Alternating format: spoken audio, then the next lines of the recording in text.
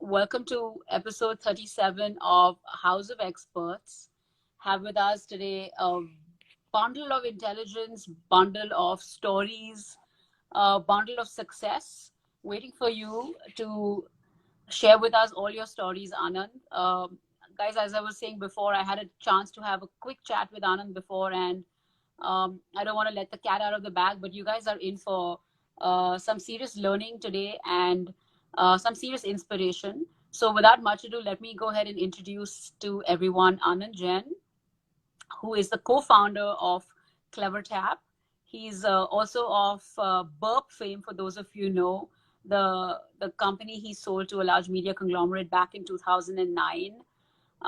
Very interestingly, Anand has a commerce background and has obviously made a big splash in a technical domain. So that's what I'm really excited to touch upon, Anand, how you switch careers and domains and how you self-taught yourself so many of the amazing technologies that you are tampering around with. He's also runs an organization today, CleverTap, that's been funded by some of the marquee investment companies like Axel, Sequoia, etc. We're going to talk a little bit about his journey with the VCs or the venture slash vulture funds and see what his experience has been with fundraising. He's also, in 2017, CleverTap was awarded Best Startup from Silicon Valley. And in 2020, Anand himself won the Best Business Leader of the Year by ET Now. But going by my conversation with Anand, he's not a believer in accolades, awards, compensation, etc. He's one of those, what I would like to call real solid entrepreneurs. So without much ado, Anand, welcome to the show and thank you for joining us here today. Vibha, thank you for inviting me to the Reach IV show, and congratulations on the success you've had so far. I look forward to our interesting conversation. Okay, terrific. All right, Anand, so thank you for that. And, since as I was mentioning to you, we run an educational and careers advisory. So my first question is typically about, flashing back to your childhood. So tell us about where you grew up. What was your childhood like? What were some of your early influences like? Yeah, I grew up, I was born in Lucknow. I grew up in Ahmedabad, where I spent 25 years of my life. And then I went to the US, worked there for a little while, and came back, and now I'm settled down in Mumbai.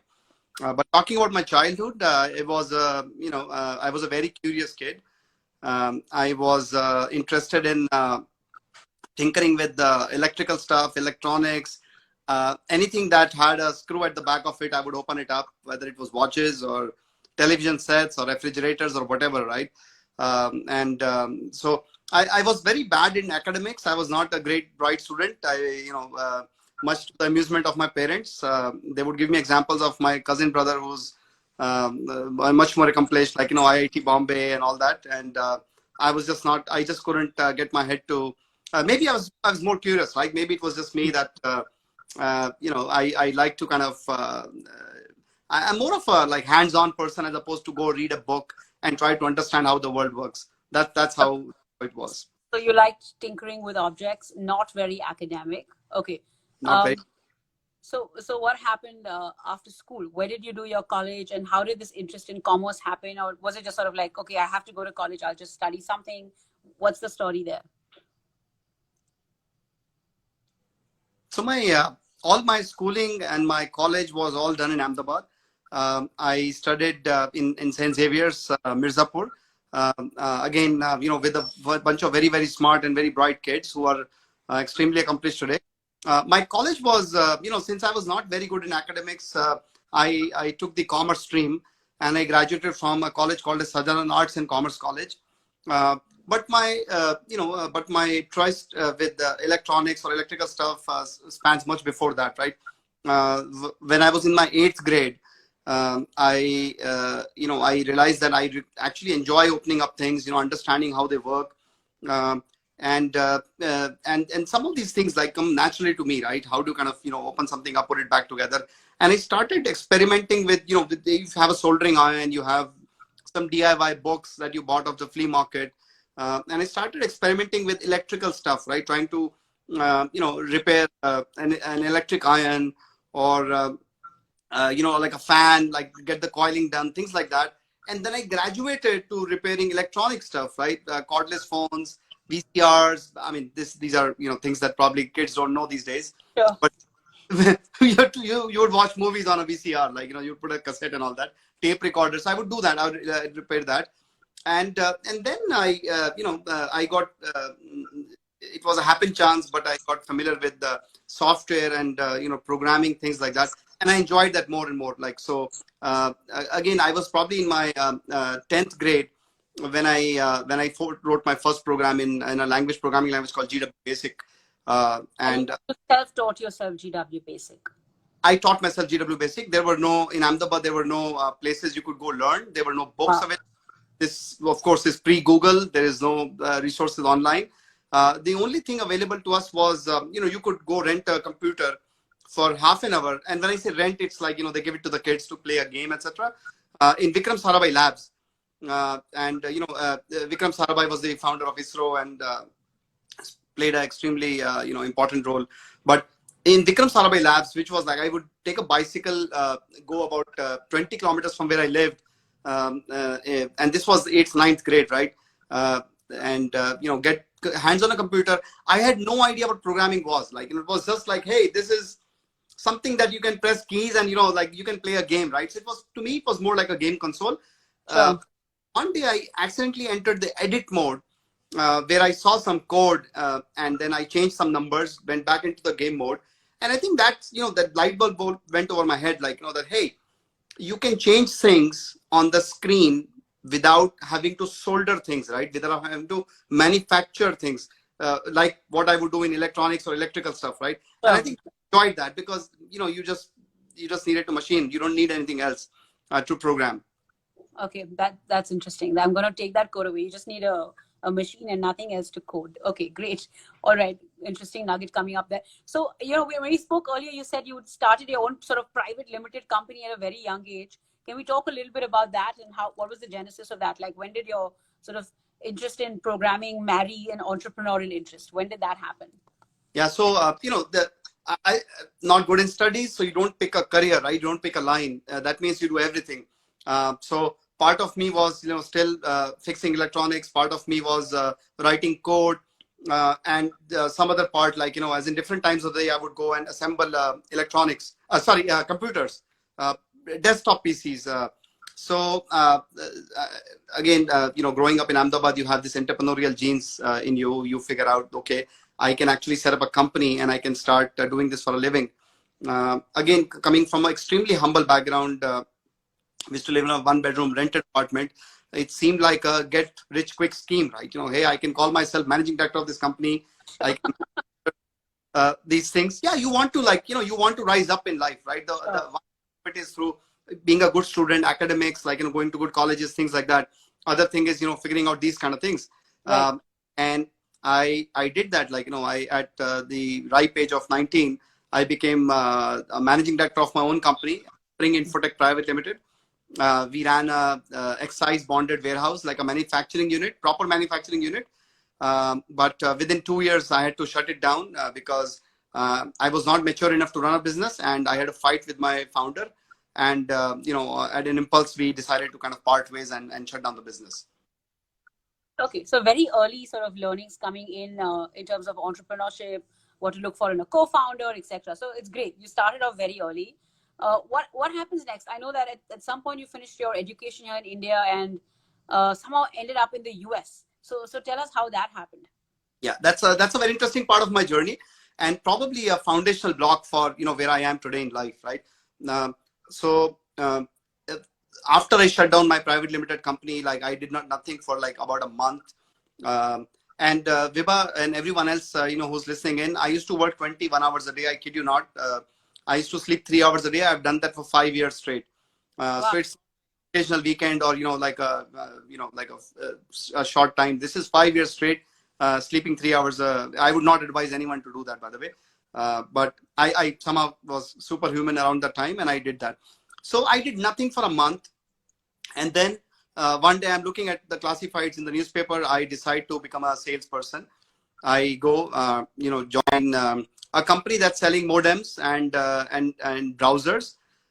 So my daytime job was to take my, take my scooter and go to the industrial areas of Ahmedabad, and then go sell modems and browsers door to door, which was an extremely tough job given the year was 1996, and no one really cared about a modem or a browser, right? There's no internet really, right? What are you going to do with the, there's no Google, there were search engines, but this was very, very early days. So in one of those trips, my boss gets a call saying that, hey, he needs, there's some person on the other side who needs like an extremely competent technical person to go fix something for them, set up servers, things like that. And my boss looks at me and says, hey, would you do this? We don't have to sell anything, but like, you're the most technical guy I know within our team.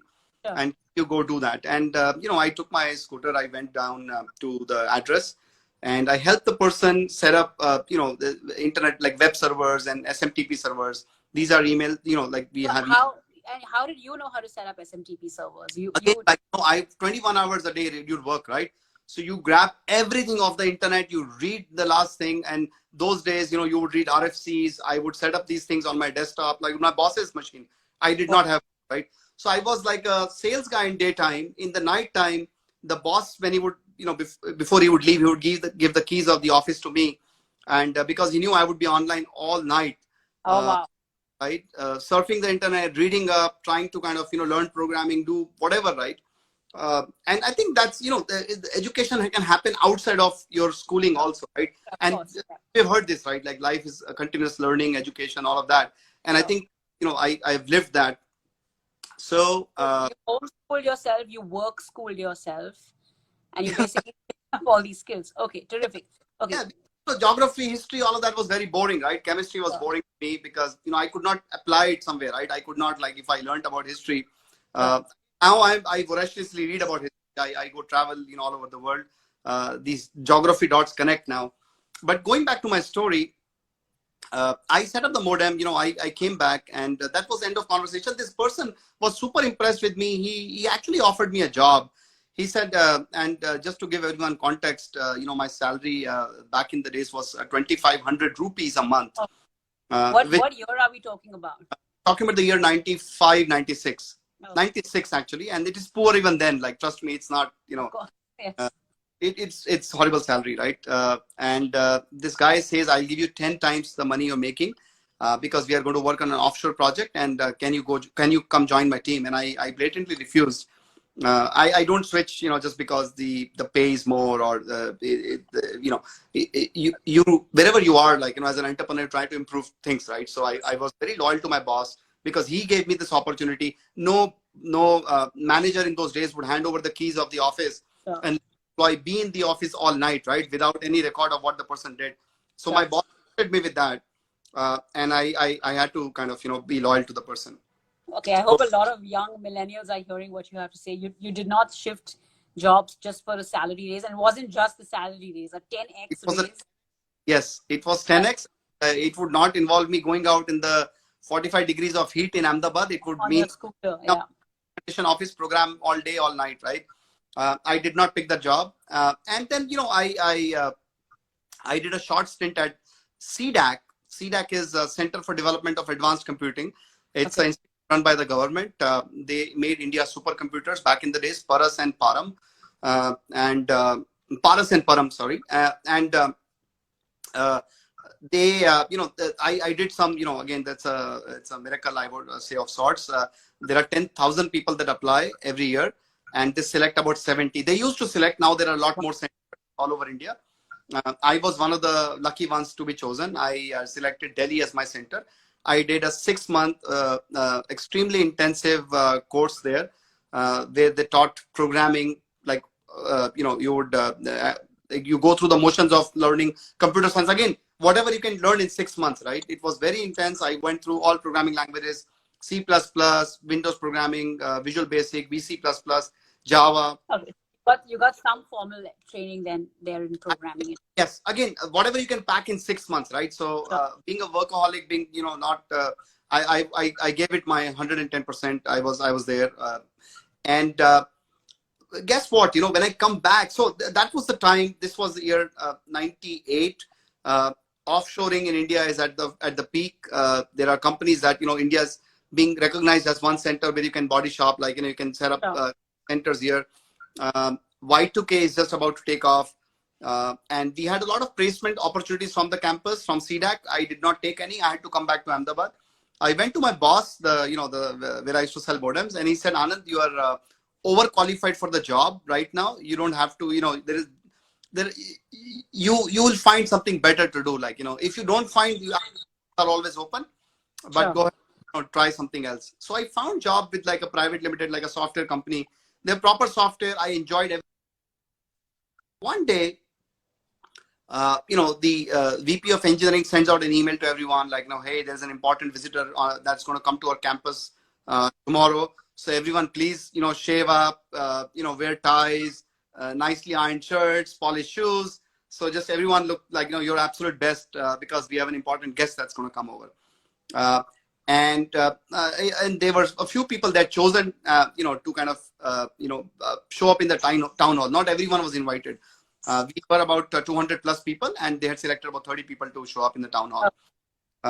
So the following morning, I was busy doing my stuff. I was again, like, I was doing more than the charter that my... Just your you were doing more than just your allocated work. Yeah, just, because what else would you do, right? I mean, this is, there's no social media to distract you. There's nothing else in life, right? You just are so involved in your work. So I was doing a lot more. And I was going to the hallway, and I ran into this person that I had sold a modem to, like 3-4 years ago. And he's like, hey, what are you doing here? I'm like, hey, I'm here. I'm I'm a programmer in this company. This is the same guy who offered you the 25,000 job. That is correct. Yes. Okay. And very pleasant. He was very pleased to see me because he still remembered that, right? So that's the other thing. Please leave be your absolute best in terms of the output or in terms of the whatever you're doing, right? People will remember you for a task well done or a task horribly done. And you don't want them to remember you for the latter part, right? It has to. If you want to be remembered for something you did well. Okay, terrific. Yeah. So this guy, I said, hey, so he said, like, what are you doing here? Why did you not show up in the morning meeting? And I said, you know what? I don't want to talk about all that, but why don't you come see something that I'm working on? And I took this, to my desktop, and I showed him something that I was working on, like again, in 98, 99, that was like an innovative concept called MVC, model view computer. And, you could, I did show that to him, and he was super impressed. He said, why don't you come with me to the, to your VP's office? And he took me there, and he pointed at me, there's the vice president of my company sitting there, very authoritative guy, points at me and says, I want this guy to lead the project. And at that point of time, I thought, boss, this is the end of my career because this guy is going to fire me. My VP is going to fire me for breaking the protocol. Company with ties and badges and, everyone to kind of get up when the vice president walks in. It was a very formal kind of atmosphere, right? I said, I'm done. And they asked me to step out for like, a few minutes. They had a discussion, the VP and this person that I'm talking about, for about 45 minutes. And then the vice president comes out of his cabin and invites me back into his office and says, you know what, Anand, you are going to lead the project and you can start tomorrow.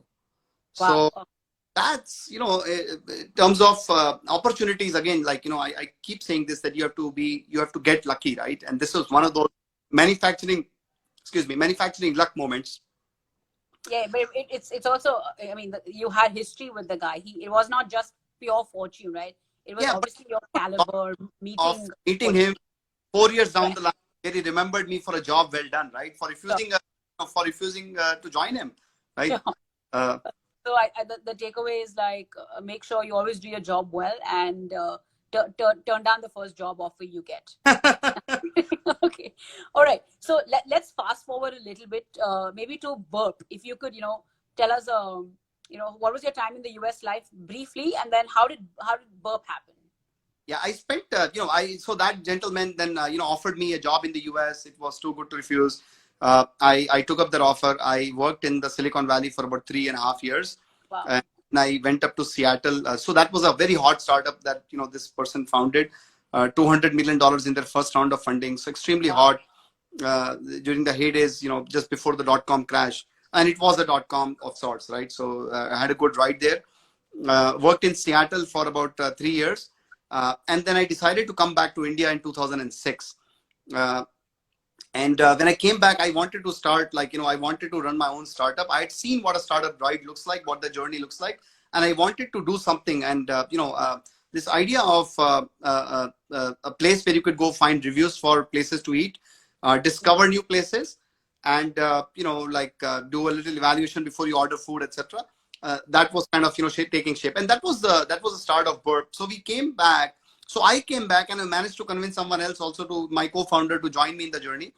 Uh, and this was pre Flipkart in India. Wow. This was Facebook and pre Google launch in India. So it was extremely tough to hire, because if you tell people, hey, I'm starting a startup. Right. What is a startup like? Right? Why don't you go join Infosys or some other company, right? So we're talking about 2004, around that time. 2005 end, about 2006 beginning. Okay. Yeah, still very early for everyone to jump the startup bandwagon, for sure. Correct. This is like also the IT boom, Infosys booming. It's around that era. Okay, yeah. Yes. So companies like Infosys, Wipro, TCS, it was extremely. That was their boom. Yeah. And they were hiring, right? They were expanding, so they were picking up anyone with any morsel of talent and saying, "Come work for us." Correct. And there was also the opportunity to go offshore, right? Like, to go, work in Germany or the US or some other place, right? Than India. And if you're an engineer growing up in India, like, if you've seen the India, in India, it's a different place these days, right? But if you had seen the India of then, you'd want to be out like somewhere, just for the exposure. Today, I could argue that you can get the same level of exposure being in India also. Like, we produce world-class software. There are world-class opportunities. And there's a lot going on in this. This seems like the early days of Silicon Valley, early 90s, like what early 90s was to Silicon Valley. It feels like that in India. Yeah. Sure. Okay, so with Burp, what do you think, some of the quick learnings you had from Burp that you took to start CleverTap? Was there, since that was your first big startup story, what were the lessons that you extracted from there and then applied to CleverTap? Yeah, number one learning was, you need to have a stellar team. You have to start with the right set of team. Now, whether you're playing cricket, soccer, or whether you're starting up, a team is very important. It's not just the founder. It's like the people that you surround yourself with, and how willing are they to jump into the unknown with you? How ready are they to believe in the vision and all those things, right? So that was one learning. The team matters more than anything else, more than the opportunity, more than everything else. Because if you have a very good team, you can if your current opportunity, let's say your idea does not work out, the same team can actually change the idea, mutate it, work on the next version, and pivot, right? But it's very, so the idea might pivot, the team stays the same. So build a stellar team. Okay, number one. Yeah. Number two, you need to have a very solid business model. In Burp, we were a little bit of idealists, maybe spoiled by the dot-com boom in the US. We did not realize that it's not VC money that funds a business, right? You need to have customer money. And we did not quite make customer money. Again, these were early days. People did not have credit cards. There was no such thing as online transactions in India. So it was a little hard for us also, timing wise. But that was the other thing, like, I advise all entrepreneurs, young entrepreneurs out there, to start with a very solid business model, right? Ultimately, your business has to pay for itself. Sure. And figure out how the business is going to generate money. So number one, team. Number two, where is the money coming from? Okay, great. Absolutely. And number three would be, keep an eye on competition. Don't be obsessed about competition. Yeah. So you should be aware that they exist, but finally do what you want to do. Don't be defined by competition. A lot of the entrepreneurs out there, they come to me and they're like, oh, you know what? We had a competitor, or they did this, they did that. It's okay, like, to acknowledge their existence, but finally solve for the customer pain point. Don't solve for the competitor pain point. Okay, perfect. Very well phrased. Okay, great. So you took those learnings, and let's talk a little bit about the genesis of CleverTap. How did that happen? Where did the idea come to you from? What is the opportunity in the market, the customer need that you sensed?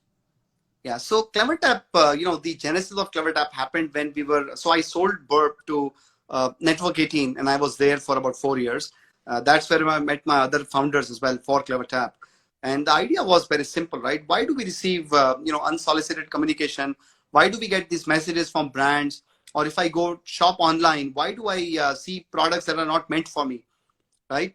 And the easy answer, according, again, as a technologist, I'm not from the marketing domain, I'm not from, but we call this first principles thinking. So you start from first principles, right? You start from a clean slate and you say, okay, well, if you meet a friend after a long time, they don't talk irrelevant stuff, right? They pick off from right from where you left last time. Or you go to a grocery store, like, let's say, I'm in Bombay. So if I go to my grocery store, the guy recognizes me, right? They know exactly what I want. If I say, can you give me a bottle of ketchup?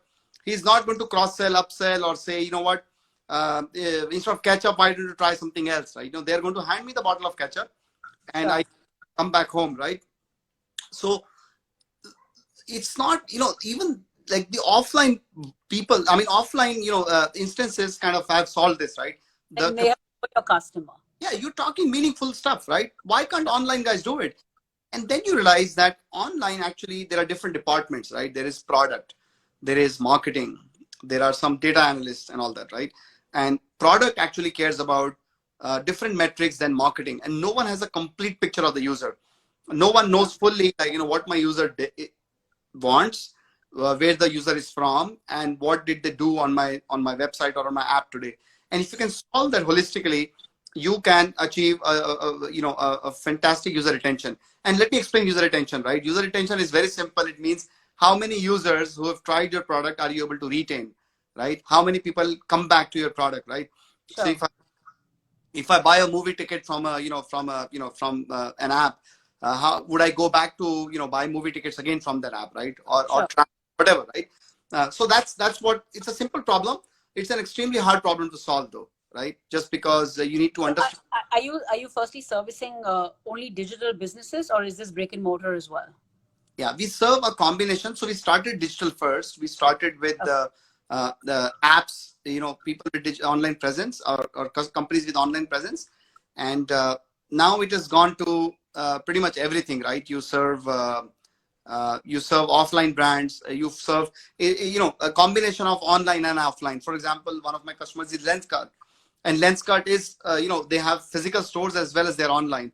Or Right. we have same thing, right? So it's a combination now.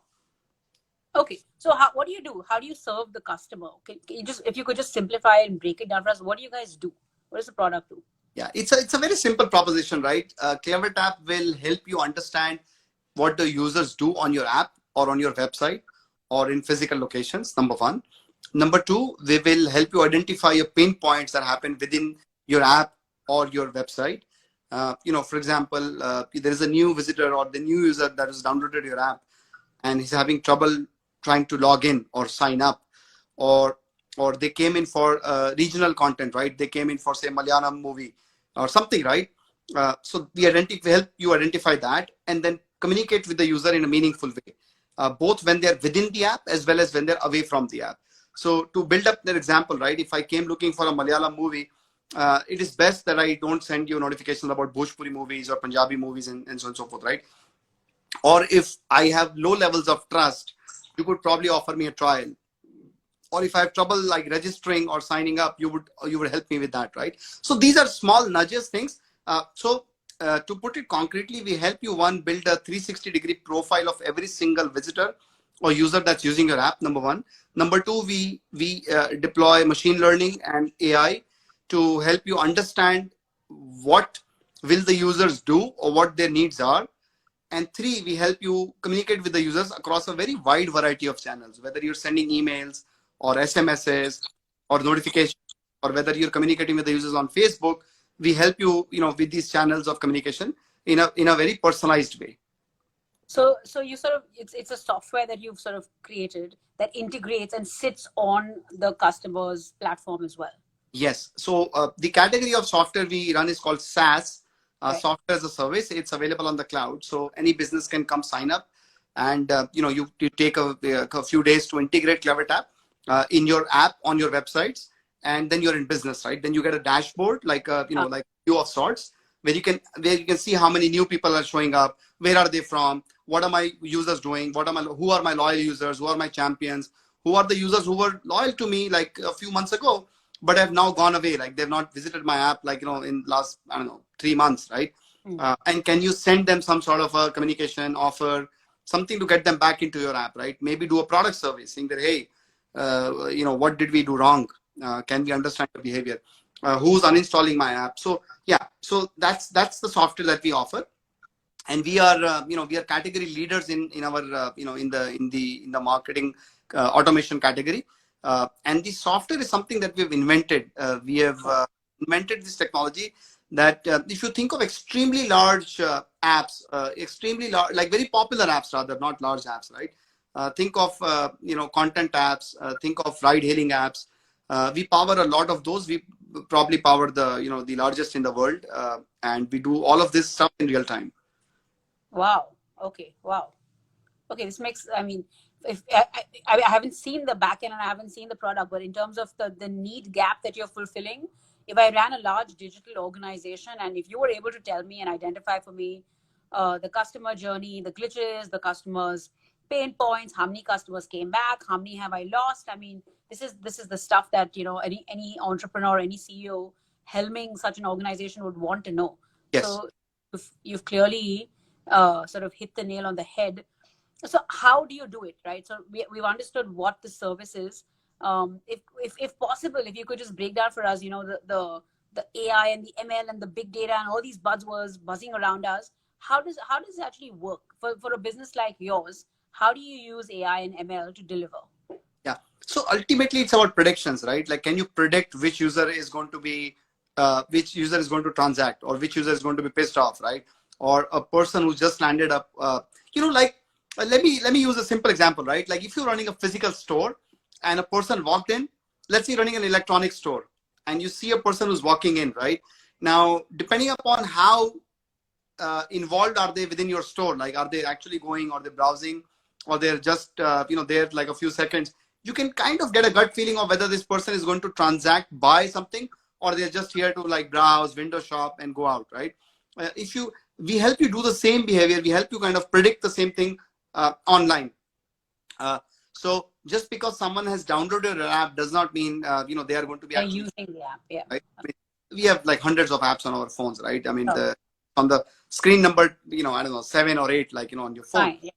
So how do you improve recall, right? And a lot of machine learning, a lot of AI is actually about predictions. Can you predict that this person downloaded the app, they used it once, and they are not going to come back just by the way they have used your app?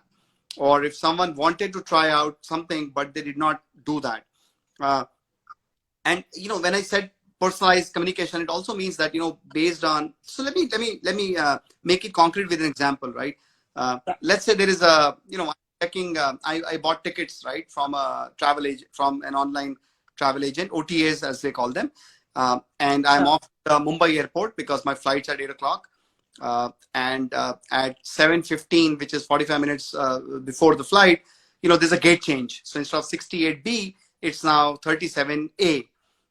And now, if the brand were to send me an email, see again, like think of this, right? If they were to send me an email versus a push notification or an SMS, right? The immediacy is more. So if they were to be like saying, that, hey, Anand, we noticed there's a gate change for your flight, and instead of you might be at 69B, but this is 37A now. And that to me builds a relationship with the customer. So it's not only about selling a ticket or of giving cheap discounts, or, hey, their flights have gotten cheaper, but also meaningful, timely communication. Right. Like one of India's largest. So would you power that then? You would power that? Yes, absolutely. Yes, Okay. that's what my customers use us for. Yeah. Okay. One example is one of India's largest sports streaming apps uses us to send scores, but they don't send scores to all the people, right? Because you might be there for a different reason. Let's say you downloaded the app and you're using them for a different reason. Uh, Sure. Only to those people who have watched at least 40 minutes of the match, who are not online right now in the match, like watching it, can you send them the score? Can you tell them there's a moment in the match which might turn the cricket match, and can you send them a link to start watching the match right away, right? So So it's a lot of strategy and logic involved in the actions. Okay. yes, So yes, truly understanding the business and the customer, and then figuring out who, which, and if this, then that. Okay. This is correct. sounding very fascinating. Actually, I'm just going to pick up a quick question here. had a compliment from Rajalakshmi Valvarkar, who said this is amazing, amazing dedication, few claps, etc. for you, lots of accolades. All right, but the question here from JJ2910, who says, do you have an internal score you assign to each user to rank which one to target? Yeah. So we don't do that. I mean, we provide the platform. Our customers do that. So, there are different models you can use. There are affinity models or there are predictive models that our customers can use within CleverTap to assign them a score. The easiest thing we provide them is you click a button, you say everyone that showed up on my app in the last 90 days, I want to auto segment them. And we, CleverTap at the click of a button auto segments or groups people by who are the brand champions, like, who show up recently, who have shown up like say today, and they have shown up like, like 10 times in the last 90 days, right? So so that's a model based on recency of use, frequency of use, and monetary value, right? And they've also spent, let's say, 2,000 rupees with you. Sure. Commerce, right? So that's one way to do it, and there are several other ways to do that. This is something that we do for our customers. Okay. Do you come up with the if this then that, or is the company coming up with this? Like, is it you just provide the platform and you leave it to the companies, or are you is this like a strategic consulting arm as well, where you sit with the company, understand the pain points, and then sort of devise, the different sort of algorithms, etc., that you're going to churn out? How much of it is sort of just platform, and how much of it is involved sort of consulting? Yeah, that's a great question. We provide the platform, but it does not end there. My customer success team works very closely with the customers to understand their KPIs, what metrics do they want to move, right? For example, if you ran a download campaign and you got like, 100, like hundreds of downloads of your app, and if you wanted to now craft their onboarding journey, right? For every person, there might be a different journey, right? Like some people want to explore every feature of the app before they even begin using the app. Some want to just, cut to the chase, click on the, like live video and start watching it, right? So there might be different journeys. And my team works, we don't provide consulting per se, but this is part and parcel of when you buy the CleverTap platform, we bring these best practices. We share, journeys, best performing journeys. How do they work? We help you configure and use the platform. We train you on the platform. So the goal is to make you self-sufficient and not depend on us, for ideas, right? And once you start seeing this data, you start kind of forming opinions, ideas, strategies on your own. And we're always there as a company to kind of come validate it with us. Okay, great. Okay, cool. Thank you for explaining the business and the model. How does the pricing work? If you could just give us a little flavor of pricing, and how did you go about thinking about the pricing? Is it obviously perhaps number of users coming to the platform? I don't know. If you could just give a sense of how do you do pricing for this sort of business? Yeah, the easiest way to understand this, how many monthly active users you've got. So let's say app is downloaded by 100 million people, but you may have 30 million people who are active every month. So we will charge you for 30 million people, and there is a certain model, right? Amount of data and things like that. The pricing works like that. We work at both the enterprise segment, which is extremely large companies who want to use CleverTap for their multi-country operation or country-wide operation. And we work on the other side with extremely small startups who want to retain the users they've got, like, even if they're like 10,000 users or 20,000 users, they want to hold on to them. And they want to have a data-driven practice from day one. They want to understand, like, how are these people who are early adopters using my platform? What are the areas of improvement? And we work at both ends of the spectrum. For the extremely small ones, you can go sign up online on CleverTap. You go to CleverTap and you can sign up. And for the extremely large ones, you contact us and we'll figure out something that works for you. An enterprise plan. Okay, terrific. So for any young entrepreneurs watching, and I'm going to do this tomorrow actually, is go to clevertap.com and figure out if they can help you. And by going by what Anand is sharing, I'm sure there will be some value. And even though if you're a small business, I'm definitely going to take you up on this, Anand, and do this myself tomorrow for Reach IV and just understand what is going on with the users who come to our platform. Happy to help there. Very essential for all businesses. And then, of course, hopefully you see a lot of these smaller businesses then graduating to your enterprise accounts and, partake in their success. We've seen last 5 years of being in business, right? We have seen some extremely small startups become unicorns, decacorns, and growing, and we've grown along with them. Yeah. like a proud parent, like, you feel, like an amazing moment, right? That, okay, this small startup that signed up with us, has now grown and become a unicorn. They're Sure. extremely successful. So, for someone wanting to start up a tech business, uh, just, how much you went through some formal training in tech. You obviously have this sort of passion for technology. How much is passion for technology, and how much of this sort of bent towards business? How much, where do you see this sort of seesaw between understanding business strategy and how to run businesses, as opposed to can you hire the tech and you want to be the CEO of the organization? Or do you feel like the CEO, the founder needs to know the tech and you can sort of outsource the business? Where do you stand on this debate? Terrific question. I would say that you need to understand the tech. You may not be, hands-on. For example, you may not know how to write code, right? I mean, I've been writing for the last 30 years now, but you may not know how to write code, and that's absolutely all right. As long as you understand the parts. If you're building a technology business, and you know what, it's arguable which business is not technology business these days, right? Education, technology business, everything is technology, right? So you better understand. So even if you're hiring a co-founder, or you're finding a co-founder, or you're hiring a tech team, you need to understand that.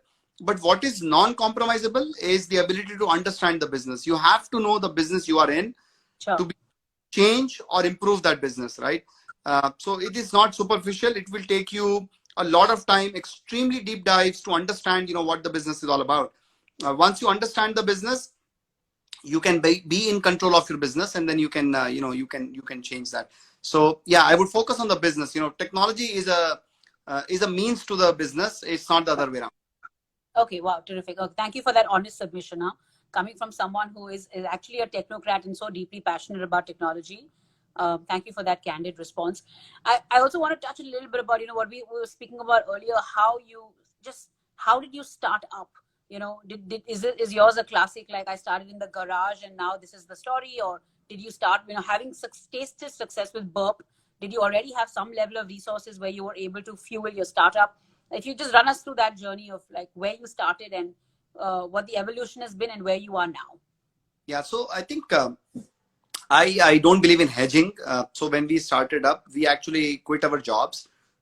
We were three people, in our previous organization. We quit, and then we said, okay, well, today's a a fine sunny day. Let's figure out what are we going to do next, right? As in, we knew the idea, but there's the idea part and there is the actual execution part. Right? What do you wake up at 8 o'clock, and what do you do next, right? Where are you going to go? So we in one of my co-founders, who Sunil's kind of living room, on his dining table, we kind of started the company, ideating on what's the best way to solve this problem. So we understood the problem that businesses are not able to talk to their users in a meaningful way because they don't have a complete picture of the user, right? So let's start with that. But what's the best way to solve it? So the ideation was there, and then very soon, I think his family got tired of seeing us every day, on the dining table for like easy 8 to 10 hours. So they Uh, kicked you out of that dining room space. Okay. yeah, so I had to find something else, right? We didn't have any resources, Vibha. So I called up a good friend, Kunal Shah, of Cred now, but he was the founder and CEO of Free Charge. And I said, hey, I'm going to take over one of your meeting rooms. And it's not even an ask, like, I'm telling you I'm going to do that. So we are going to be three people. We'll land up in your office. And he was very, very kind to give us that kind of space in the, it was, I call this paying it forward, right? And I do this with a lot of entrepreneurs that come to me for help, right? I help them in whatever way I can. So he was gracious enough to lend his For meeting. any entrepreneurs listening, we have Anand on the record saying he's happy to help. So take him up on that offer, and knowing how genuine Anand is, I'm sure he will actually help, guys. So Yeah. if I was a budding entrepreneur, I would not let go of this amazing opportunity. Sorry to interrupt, Anand, but I just want to. No, no. So, it was Kunal, and we told him, like, the day we get funding, we will get out of the office, right? We'll find something of our own. Sure. And we got Axel to come in and provide us seed capital Wow. on the basis of an idea developing. And once we got seed money, we moved to a 2-bedroom apartment in Goregaon West, in a not so great building. We wanted to spend the absolute minimum required on other infrastructure things, right? and we wanted to 100% be focused on the product that we were building. So we did not spend on the office. We did not spend on anything fancy in the office. We bought tables, I think, off Pepperfry or Urban Ladder, and we assembled them ourselves. Uh, and again, one of the mantras that I have is that you use investor money to build your business, Sure. and customer money to build whatever fancy office you want, right? You can do that on revenues, and that forces you to kind of go find revenues, right? Go find customers, and kind of. I want to make sure that people capture that. So from what I understood, what you said is you're using investor money to fuel the growth of your business, and you're using money generated by your business for all the frills and fancies and the Yeah, infrastructure. correct. You want fancy stuff. You want breakfast and lunch served in the office. You want a foosball table. You want a pool table. You want to take the team to go up for vacation or whatever, like team building activity. You have to use customer money for that. You have to use the revenues you generated. You cannot blow up investor money. They have given you money for the product and grow the business. Great, terrific. I love that. Excellent mantra. I agree, Abel. This was terrific. Okay, great. All right. So Axel comes in, gives you your seed capital. You move to a smaller office. You leave your meeting room, and you've gone now to a little office. Okay. And what's the time lapse between stage 0 and stage 1? So it was in May 2013 we kind of started. In April 2014 is when Axel came in, and they provided us $1.6 million of seed capital, which is a lot of money, if you ask me. But for 3 people, not bad for 3 people. Not bad for round. With Wow. who were not taking any salaries, not doing anything. But we used that money to hire the first set of the core team of CleverTap. And very happy to say that pretty much almost all of the core team is still with us, of being in 7 years in business, right? And a year later, so we started piloting the project, right? Product, right? If you don't mind me just touching upon the Axel seed round, because obviously for any business, the seed round is key, right? You're getting the right investor and getting the right amount of money. What do you think worked? Was it your success with Burp? Was it an endorsement from a third party? Or was it just the idea? Was the business model just so convincing? What do you think worked? Or was it a confluence of all? Yeah, no, I would say I would clearly attribute it 2 things. One is we were absolutely clear on the idea that we were, on the vision of what we were building, why we were building. That is number 1. Number 2, we had started doing a pilot with one of our friendlies, I would call them, right? The founder of Book My Show, he was kind enough to let us, put this product, early stage product in their on their website. Okay. And he liked what he saw, and he immediately called up Axel and says, "Hey, you need to talk to them." So Axel is their investor too, and he made a phone call, and that started the sequence of events. Like Axel, reached out. They wanted to understand what we were building and why is Ashish so excited about whatever we were building. Sure. So it was a little bit of a third-party endorsement. Absolutely, clarity of the always business. helps. Yes, It was the foundation. yeah, Okay. warm introductions always help. And of course, the clarity of what you're building, right? The clarity of idea. You can't be confused about what you're building. And clarity comes from not hedging, right? Like you gotta, quit whatever you're doing and then you start up, right? So, trust me, that brings an immense amount of clarity because there is no plan. Of course. Okay. What did you do with the 1.6? Like what, in this sort of business, is it largely people and servers is what I would imagine is. Yes. What were you doing with that sort of money? Yeah, that was largely it, right? So it was servers and people. We paid startup salaries, like that means a very very small amount of salary to people, but who believed in the journey. And it was a lot of them were from I knew them from my previous stint in Network 18. So one phone call and they showed up. Some of them had become entrepreneurs, some of them had joined other large companies.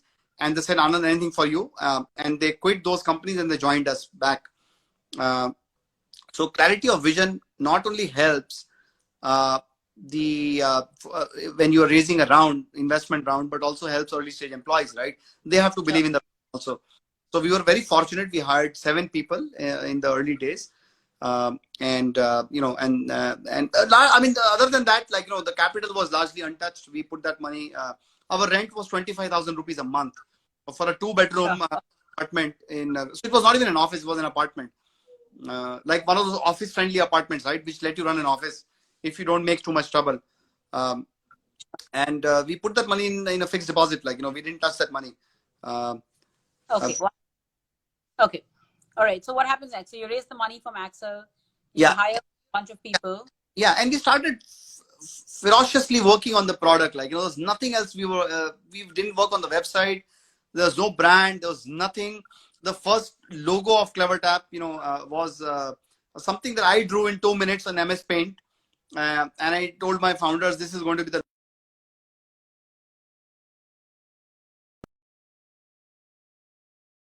uh, money or well, I mean, you don't get distracted, right?